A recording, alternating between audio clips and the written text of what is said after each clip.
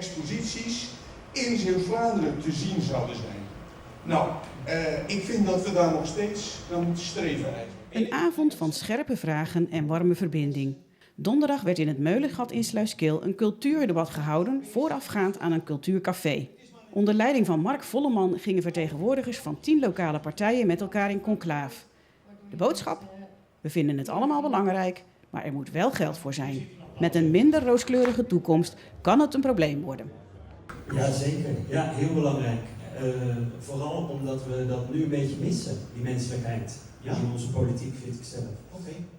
Er werd gesproken over 4 vette jaren, waarop 4 magere jaren zullen volgen. Over het maken van keuzes, maar ook over het behouden en blijven ondersteunen van culturele initiatieven. Kijk, we hebben te maken met een achterblijvende verdeling van de welvaart.